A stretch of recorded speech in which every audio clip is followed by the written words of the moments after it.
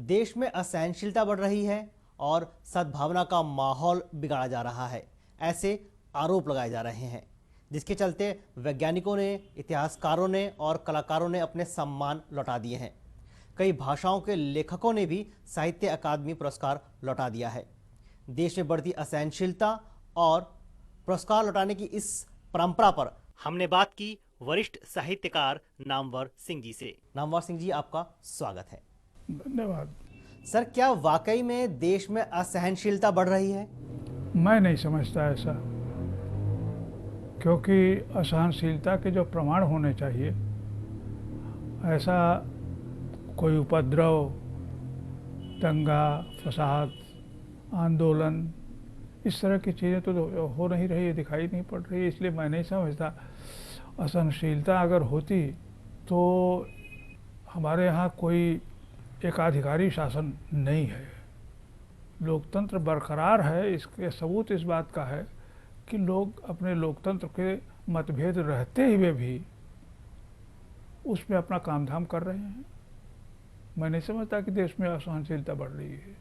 Sir, विरोध जाहिर करने के लिए साहित्य अकादमी पुरस्कार लौटाने जैसा अभियान गलत नहीं लगता? जिन लोगों ने लौटाया है उन लोगों की भावनाओं की मैं कदर करता हूँ।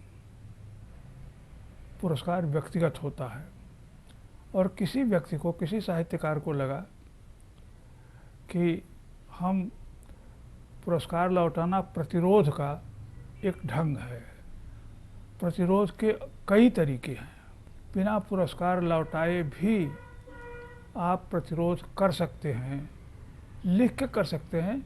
अगर आपको इस सरकार के खिलाफ लिखें और कोई पाबंदी लगाए तो आप कह सकते हैं कि सरकार अत्याचार हमारे पर कर रही है, विरोध नहीं करने दे रही है। संसद चल रही है जहाँ विरोधी दल हैं, अपनी बात कहते हैं। उसी तरह से सामाजिक जीवन में जहाँ किसी बात को लेकर के असंतोष होता है, कोई आंदोलन बड़ा तो दिखाई नहीं पड़ा इस बीच में। इसलिए राजनीतिक दलों का अपना तौर तरीका होता है, विद्वानों का, साहित्यकारों का, कलाकारों का अपना तरीका होता है।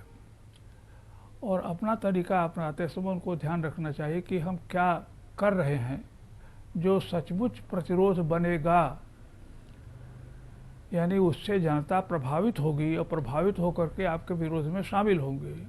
जलूस निकलेगा और जलूस में जनता आपके साथ आएगी। इन तमाम लोगों ने इतना किया। अखबारों में खबर छपने के साथ इनका साथ देने वाले कितने लोग आए? सरकार तो चल रही है, साहित्य अकेडमी भी चल रही है, ललित कला अकेडमी भी अपना काम कर रही है। इसलिए कुल मिलाकर के देखना चाहिए कि अखबारों में छपने के अलावा असर क्या हुआ उसका। और जो गालिब के शेर में से कि आह को चाहिए एक उम्र असर होने तक, कौन जीता है तेरे जुल्फ के सर होने तक। तो आप मानते हैं इस तरह के विरोध से सरकार पर कोई दबाव नहीं बनने वाला? नहीं बनने वाला है। अगर बना होता तो प्रकट होता। भारत की सरकार ने, केंद्रीय सरकार ने अपनी ओर से कोई प्रतिक्रिया अभी तक तो व्यक्त की नहीं, किसी को गिरफ्तार नहीं किया, किसी पर कोई केस नहीं चलाया। इसलिए क्या असर हुआ? कह सकते हैं कि हमने जैसा कहा कि एक आपको चाहे एक उम्र असर होने तक, तो कौन जीता है तेरे जुल्फ के सर होने तक। सर, साहित्य अकादमी एक स्वतंत्र संस्था है। हाँ, सरकार के विरोध के लिए फिर साहित्य अकादमी पुरस्कार का अपमान क्यों? साहित्य अकादमी ने खुद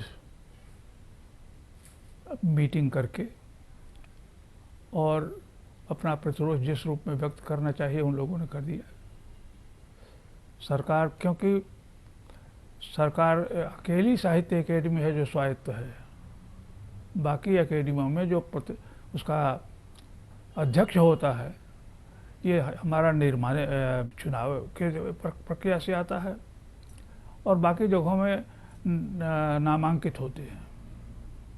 इसलिए साहित्य अकेडमी ने अपनी स्वायत्तता का परिचय देने के लिए जो उचित समझा,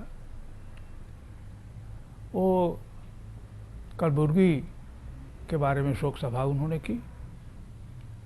साहित्य अकेडमी ने यहाँ इस घटना को लेकर के अपनी एक शोक सभा की। लोकतांत्रिक तरीका यही है, आंदोलन करना तो नहीं है। सर, आरोप है कि वामपंथी कलाकारों और साहित्यकारों ने प्रधानमंत्री मोदी को घेरने के लिए एक राजनीतिक मुहिम की शुरुआत की है, क्या ऐसा है? मेरा ख्याल है कि विरोध करने वाले लोगों में केवल वामपंथी हो। आप देखें तो स्वयं हमारे संसद में ही कितने वामपंथी हैं। एक तबका ऐसा भी है जो साहित्यकारों के इस कदम को पाखंडी बता रहा है। वजह है कि उनका कहना है कि कांग्रेस के शासनकाल में जब हिंसा हुई थी तब किसी भी लेखक ने इस तरह का कदम नहीं उठाया था।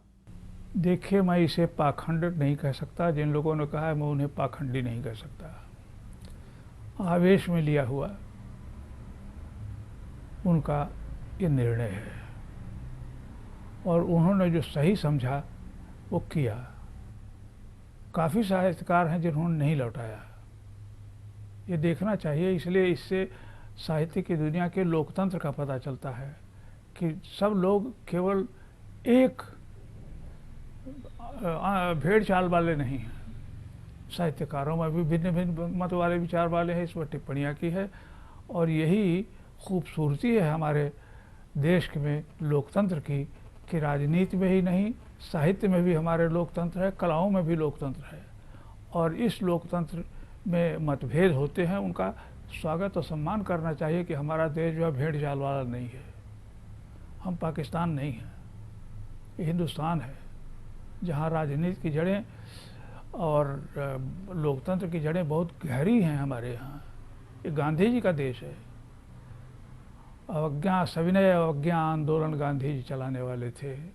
इसलिए हम लोग याद रखें, अवज्ञा शब्द है लेकिन उसके पहले सविनय लगा हुआ है। सिविल डिसोबीडियंस, ये सिविलिटी हमारी कीमत है। इसलिए अगर हम लोग गांधी जी के भी रास्ते पर चपना की ओर ध्यान दें तो ये आदर्श हमारे सामने है। जितनी भाषाएं हिंदुस्तान में हैं उतनी भाषाएं दुनिया में कहीं नहीं हैं और जितने प्रकार के साहित्य हैं उतनी परंपराएं नहीं हैं हमारे यहाँ।